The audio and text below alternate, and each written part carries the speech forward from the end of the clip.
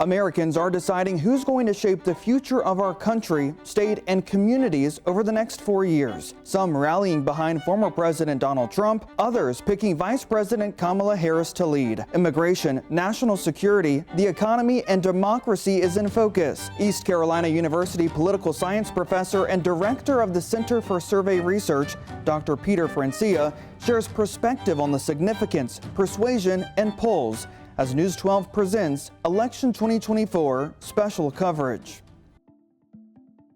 Now, you've been living here in North Carolina for 2 decades. In your time that you've been here, how has North Carolina changed politically?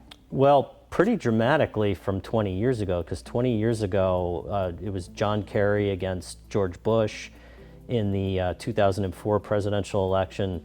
And there was no doubt that George Bush was going to win North Carolina. So we didn't see, in that 2004 election, we didn't see a lot of presidential ads because North Carolina was not considered a battleground state. 4 years later, Barack Obama wins the state, the first time a Democrat had done so since Jimmy Carter in 1976 in North Carolina. And ever since that election, North Carolina has been extremely competitive at the presidential level, and we have been a part of that group of battleground states, and that means we get a whole lot of political advertising as a consequence. And how does our state play into this 2024 election really heating up now? Well, North Carolina is one of 7 battleground states that will determine the next president of the United States. And if you look at the different paths to victory for Trump and Harris, certainly Donald Trump's path to victory, the most logical path, runs through North Carolina. If he were to lose North Carolina, it would complicate his ability to win the election. So North Carolina went for Trump in 2016 and in 2020. I would say that he's a slight favorite in North Carolina, but nothing is guaranteed. The polls are very, very close right now. And if Harris were to somehow pull a minor upset and win in North Carolina, her path to victory becomes a whole lot easier. What does the process look like when you're starting from, hey, you're filing to run for president to up until Election Day? Can you give us an overview of that process? Yeah, so in this cycle, we went a somewhat untraditional path. On the Democratic side, the path for Kamala Harris was not the usual path. I mean, typically there's a contested primary where candidates within the same political party really kind of go at it in that effort to win the party nomination. Joe Biden was the candidate when all of those primaries and caucuses were taking place. And of course, he withdrew after all of those contests were over. And then that left an opening for Kamala Harris. So that she is the nominee, not the way we normally do things. But this was an extraordinary year where an incumbent president decided very late in the process that he was not going to seek re-election. It's quite an exciting time, for people living in North Carolina, especially in eastern North Carolina, leading up to Election Day. Yeah, there will be more campaign visits, I'm sure, from Trump, from Vance, from Harris, and from Walz, and certainly the folks that are endorsing Trump, they'll make visits, and the endorsers of Kamala Harris, they'll come out. So there's going to be a lot of activity between now and Election Day. And we've seen both of the candidates making stops in our state. How does a rural region play in the grand scheme for the votes in North Carolina? Well, I think all the votes are important, but Republicans tend to do very well in those rural areas. So part of and we'll talk about this, I think, some more when we talk about the ads, but part of a campaign strategy is to make sure that the segment of the electorate that you depend on shows up to the polls. So Republicans know that they do well with rural voters, so they want to make sure that those rural voters show up to the polls on Election Day. And for the candidates, how are they connecting with voters? We, of course, are going to talk about the ads, but what are the other strategies they're using to connect with them and to get them to the polls? Yeah, so that's a great question. So there is a small segment of the electorate that we would classify as swing voters, and campaigns are engaged in persuasion efforts to win those over. If the election, let's say right now, is as close as it was 4 years ago when Donald Trump won by about 1 percentage point over Joe Biden, then really every vote counts. So winning over those swing voters could be potentially decisive if the race in North Carolina is as close as it was 4 years ago. And a lot of money is coming into the state, not only from inside, but from outside. How much money is being spent on campaigns, and then drill down to just TV ads? Oh, I mean, we're talking about just a tremendous amount of money. It depends on how you define it. There's money that comes from outside groups, those super PACs. Of course, the campaigns themselves are spending millions upon millions of dollars, and then the political parties as well are active. So you have political parties, you have the campaign organizations, and a huge amount of money being poured in from outside groups. And of course, those candidates trying to connect with voters through those political ads. Let's go ahead, we'll take a look at that first one, which this one is from the Trump campaign. This is Kamala will raise taxes is the title of this one. Let's go ahead and take a look. Kamala Harris is going to significantly raise taxes. Taxes are going to have to go up? Kamala's plan will raise families' taxes by nearly $2,600 a year. Under Kamala, prices have already soared. Now she'd make it worse with even higher taxes. Taxes are going to have to go up? President Trump will cut taxes again. No taxes on tips, overtime, or Social Security. I'm Donald J. Trump, and I approve this message. So what is your first reaction seeing that ad from the Trump campaign? So the focus is on economic issues, of course, taxes in this case, and that's an issue that polls near the top of issue priorities for voters right now. If you look at inflation combined with the economy and related issues that are economic, those are polling near the very, very top. This is an ad definitely geared towards persuasion, to try and help win over a lot of those swing voters where that is the top issue of concern. Now, there are other ads that are about mobilization and trying to get your partisans to the polls. This is certainly a traditional issue for Republicans, low taxes, so it certainly plays to the base. But the primary focus of that ad is to try and persuade those swing voters, because this is an issue of top concern in just about every single poll. Let's go ahead, we'll take a look at that next ad. This is from the Harris campaign. It is about Trump's advisors now endorsing the VP for president. 100 Republicans who worked in national security for Presidents Reagan, both Bushes, and for President Trump, now endorsing Harris for president. She came up as a prosecutor, an attorney general, into the Senate. She has the kind of character that's going to be necessary in the presidency.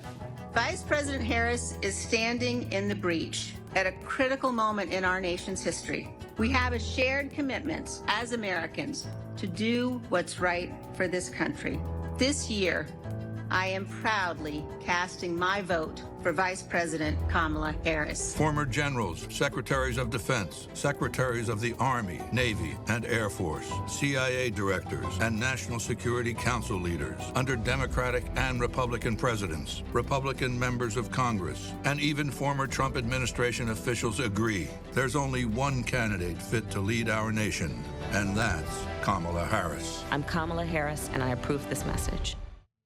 Okay, so you're seeing Republicans come out now endorsing the Democratic nominee for president. What does that signal? That was very deliberate to highlight Republicans. It's about demonstrating cross-party appeal. Harris is trying to show voters that she's not just a candidate for Democrats, but there are even these prominent Republicans that have endorsed her.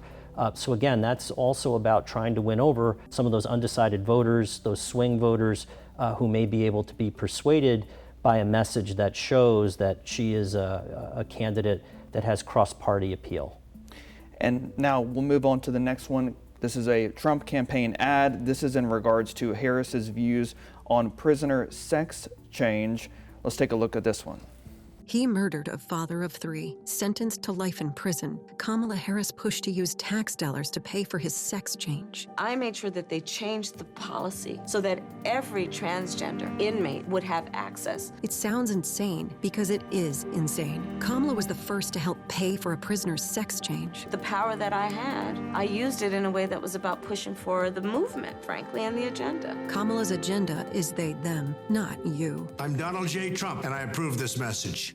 So first reaction seeing an ad like that? Yeah, so that's an ad geared towards the base of the Republican Party. If you were to look at a poll in North Carolina,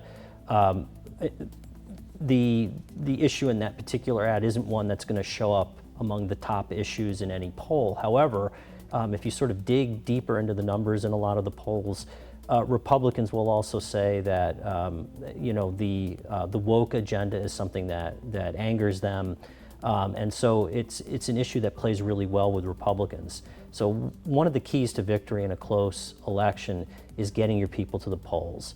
And this is the kind of ad that's geared towards exciting the Republican base, getting them to the polls on Election Day, because it's an issue that certainly among Republicans shows up as an issue of concern. And in these ads, you have 30 seconds, maybe a minute, potentially to try to not only garner the attention of the viewer, but also to get them to the polls. What are some of the strategies that they're trying to convey or show too in these quick ads? Well, an ad like that last one is very much geared towards making an emotional appeal or getting an emotional reaction out of that voter who's watching that on television. And so that particular ad is designed to get people angry at the fact that taxpayer dollars are going for something that many voters would fundamentally disagree with. So it's an emotional appeal in that ad, rather than an ad that's strictly about, say, policy, where we wouldn't get the same sort of emotional appeal on something that was just about nuts and bolts policy. Let's move on to this next ad. This is from the Harris campaign. This is about former Trump advisors on his decisions while he was in office. I worked in the Trump administration. Never in a million years did I ever think that I'd be working in the White House with a president that didn't care about the American people. He would suggest not giving disaster relief to states that hadn't voted for him. I remember one time after a wildfire in California, he wouldn't send relief because it was a Democratic state. So we went as far as looking up how many votes he got in those impacted areas to show him these are people who voted for you. This isn't normal. The job of the president is to protect Americans, regardless of politics. If Trump's elected again, there'll be no one to stop his worst instincts. You'll have yes men help him implement Project 2025's agenda. Unchecked power, no guardrails. They will be serving one man. I am voting for Kamala Harris because she will put the safety and security of every American first, whether they voted for her or not. I'm Kamala Harris, and I approve this message. Somewhat of a similar strategy that we saw in the other Harris campaign ad. Right. I would add in this particular ad that we just watched that defining the opponent is a common strategy that you see in a television ad. And so this is about defining Donald Trump's character by bringing forward people that served under him, who in this particular ad spoke very unkindly of his character and of his decision-making capabilities. And so that is a familiar theme that we see in political ads, where candidates will try and define their opponents on terms that that are negative towards the opponent. Sometimes we see it the other way, where you'll see a positive ad where you're defining yourself in a positive light. But in this particular ad, this is a classic negative ad that's trying to define Donald Trump's character in a negative way. And when viewers are watching these type of ads, what should they keep in the back of their mind? Well, I think each voter beauty is in the eye of the beholder, right? Ads are sort of the same way. People typically react to ads in ways that they'll get upset if their candidate of choice is under attack. But if their candidate of choice is doing the attacking, then it seems like it's fair game. So if you talk to a Democrat, I'm sure Democrats probably love that ad and Republicans didn't. But we could say the same thing when it's a Donald Trump ad. Of course, and when we're looking at advertising as a whole, when it relates to politics, a lot more is negative than positive. Yeah, and there's a reason for that. One of the reasons that you see negative ads run more frequently is that there's research that shows voters are more likely to remember the negative information than they are the positive information.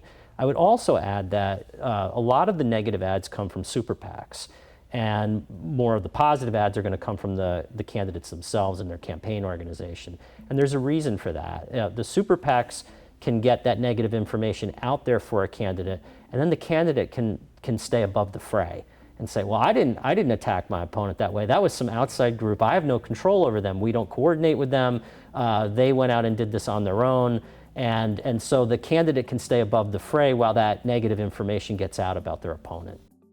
Well, let's move on to now the 1st Congressional District between incumbent Don Davis and Lori Buckout. We'll start with the Lori Buckout campaign ad. This is targeted towards Davis at the southern border. Don Davis, Joe Biden, and Kamala Harris have failed us on the border. Woke Democrat policies have illegals and fentanyl pouring in, not to mention terrorists. I see the effects every day right here in North Carolina. Don Davis can visit the border and take selfies all he wants, but their policies have dangerously failed. This Army colonel can make us safe again. I'm Lori Buckout. I approve this message. So you heard the tagline, "Make us safe again," kind of tying into what Trump has mentioned, "Make America great again." This ad in particular is classic challenger playbook material, and what a challenger has to do for any office, but certainly for a U.S. House race, could be even U.S. Senate, could be even president. What the challenger needs to do is convince the voting public that change needs to happen. And one of the ways you do that is you highlight the record of the incumbent, you attack that record, and make the case for change. And that's exactly what we see in this ad. And when we move on now to the Davis campaign, they're actually looking at his record and reflecting on the accomplishments that he made with the southern border. Let's take a look at that one. It's one thing to talk a big game. It's another to act, to do something, to actually go to the border, not once or twice, but 3 times, to see for myself what's needed. Because securing the border is that important. That's why I'm working with both parties to hire 22,000 new Border Patrol agents and beef up fentanyl screening. I'm Don Davis, and I approve this message because protecting Eastern North Carolina families takes more than just talk. It's almost as if this ad is in response to the one we just saw from the Buckout campaign. Yeah, and that's classic incumbent playbook material where they're going to do 2 things. They're going to claim credit for their accomplishments to try and convince voters that they should, stay the course with this candidate because they're getting the job done. Another thing that incumbents do is they anticipate the criticism that's going to come from their challengers. And that's why we're talking about the border in this ad, because Don Davis knows that's something that Lori Buckout was going to attack him on. So it's a way to sort of preemptively get his message out on that attack that's going to come from the challenger. And of course, the North Carolina gubernatorial race, it's made national headlines. We have an ad now from candidate Josh Stein. Let's take a look at that one. If you work hard, where you come from should never limit how far you can go. So Josh Stein has a plan to cut taxes for workers. So we keep more of what we earn. And they'll expand career and technical education and apprenticeship programs across the state. Because you shouldn't have to go to college to get a good job and provide for your family. Let's build a stronger, safer North Carolina. So in this ad, he doesn't mention his opponent, is focused on him and his strategies, which is what you mentioned, a positive ad talking about what could be accomplished if elected. Yeah, that's a micro-targeting ad. There's a specific segment of the electorate that the Stein campaign targeted there. It's obviously an ad meant for working class voters. It's very deliberate with the imagery and the type of workers that you see in that ad. So it's a Stein ad to appeal directly to working class voters, a segment that Republicans, at least among white working class voters, tend to do very well with. I imagine the Stein campaign has looked at internal polling data, and they want to do as well as they can among that segment, because in recent cycles, that's a segment of the electorate that Republicans have done very well with, and the Stein campaign is trying to make gains among that segment in an effort to not only win the election, but perhaps even widen the margin of victory on Election Day. And getting into the mind of a campaign team like the Stein team, when you have an ad start to run, is there a way you can measure to see if it's been impactful or not? Well, you can poll before and after, and that's one way to do it. There are focus groups, too, that campaigns will use, and that's a much smaller way of measuring opinion with a focus group. But a focus group allows you to get more specific information about certain ads that a campaign may run. But certainly polls will be done before and after, and if there's movement, then it's suggests that perhaps the advertising campaign is working. So essentially, before that ad even hits the airwaves, it's been seen multiple times and studied over. Oh, of course, yeah. They spend a lot of money, campaigns on these ads, and they spend a lot of time making sure that that's the message that they want. We'll move now to an ad from Friends of Mark Robinson, so not directly from the campaign, but this is in regards to Stein on crime. A wide open border, nearly 500,000 illegals right here in North Carolina. Woke Josh Stein is to blame. Stein went to court over 15 times to block President Trump from securing our border. Stein ignored sanctuary cities, while over 500 illegals were released from jail. Sex offenders, kidnappers, murderers set free. Woke Josh Stein put his politics over your safety. So here labeled, Josh Stein, woke Josh Stein, and looks like included a lot of different articles in there to try to back up what their claim was. Yeah, it's an ad also about agenda setting.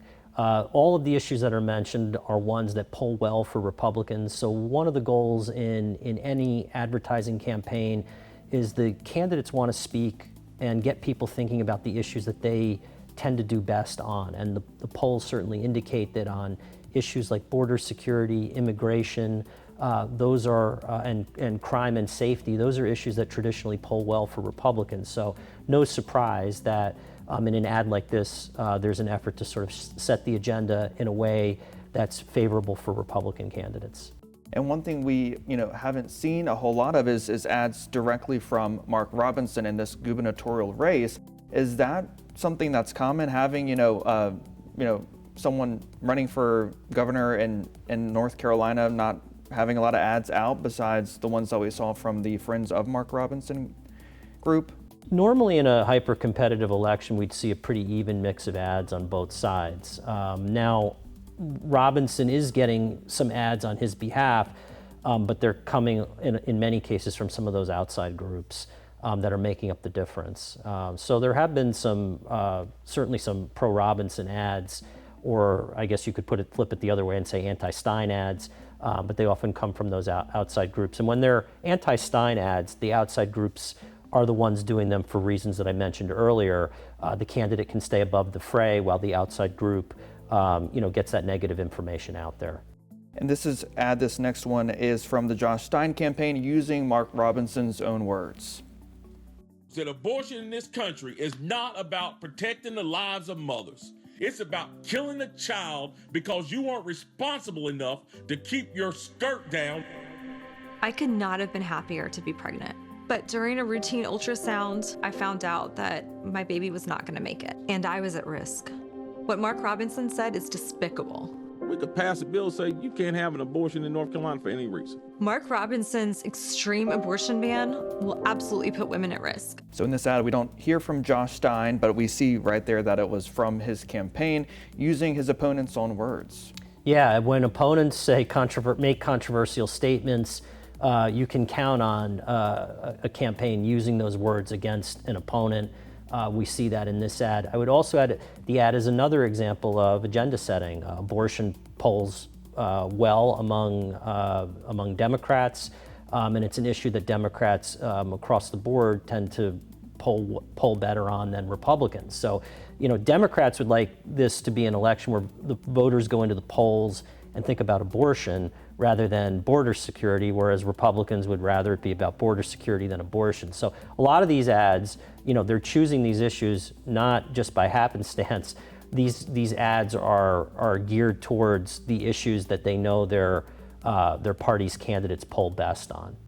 And when, the voters at home, when they see these ads, what should they keep in mind in the grand scheme of this political process that we're in right now? Well, I think voters should take the time to always educate themselves. There's nothing wrong with 30-second ads, and there actually are times when 30-second ads can be informative. There's political science research on this that shows people who are exposed to television Political television ads are actually more knowledgeable about politics than those who don't see the ads. Now, there's a whole host of explanations and reasons for that. So I don't want to suggest that the ads have no value, but ultimately at the end, every single one of these ads is designed by somebody with a partisan agenda. And so that puts the impetus on each and every person to go out and find objective and truthful information on their own. And are there any safeguards to ensure that the information that people are consuming in this 30-second minute ad is truthful? Well, there are people like you and there are fact checkers, right? So part of the responsibility of the media is to investigate claims and report on that to the public. And of course, we have fact-checking organizations that try to make an effort at that as well. One element now in the election process that wasn't in the election process before is artificial intelligence. How does that play now that that's become more advanced and we're starting to see things, on social media, and there's been some concern about artificial intelligence getting into advertising too? Yeah, that's a real concern, and it's a new thing. So we, as political scientists, there isn't a whole lot of research on this yet because it's so new. So a lot of the questions that you could ask about this, I would have to throw my arms up in the air and say, we really don't know what the impact and what the effects are because it's such a new thing. Certainly there are all kinds of implications for that AI technology that could be, potentially dangerous in terms of misrepresenting what a candidate said. So the ability to spread misinformation and disinformation through AI is something that is a real concern. And that's something that we've been looking into, and of course other media organizations are looking into to be fact checkers and make sure that if a video comes out where there could be potential AI involvement, to of course label that and make sure voters are aware. Yeah, I think the one thing to remember, there is one sort of safeguard in place, and that is that if a candidate did something like that, or a campaign organization did something like that, or an outside group even did something like that, and then it got revealed that they used AI in a way to misrepresent or even lie about something that a candidate said, there'd be real potential for voter backlash on that. And then there would be all kinds of negative stories about how unethical something like that is. So while the technology is there and the potential is there for some bad things to happen, one would hope that at least the fear of voter backlash would be enough to maybe keep that in check, or even from not happening at all. So at the end of the day, campaigns are thinking of voters in the end. Of course. As far as for the election, the ads we're seeing, the rallies that are happening, how does this set the precedent for what comes in the future? Oh, I think I should be clear about something, that the tone in this 2024 election isn't really much different from 2020, 2016, we could go all the way back literally to the first contested presidential election, the election of 1800. Thomas Jefferson and John Adams, they went at it hard and had pretty vicious things to say about one another. So the tone, the negative tone that we often see is no different really in 2024 than it was all the way back in 1800. In fact, I think the ad that most people would say is the most vicious of all time came in 1964, the famous Daisy ad that was run on behalf of Lyndon Johnson in his campaign against Barry Goldwater in that cycle. And the suggestion of the ad is that if Barry Goldwater were to win the election, we would be thrust into a nuclear war where little girls who are plucking daisies, petals from a daisy, in the ad she looks up and there's this mushroom cloud, right? So, I mean, that's about as vicious as it can get, and that was 1964.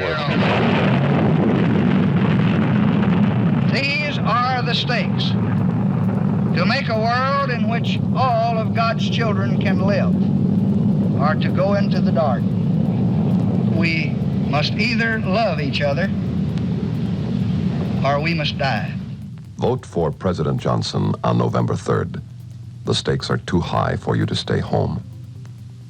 So what we're seeing in 2024 yes, you're going to see negative ads, but are they much worse or any worse than what we've seen in previous presidential elections? Probably not.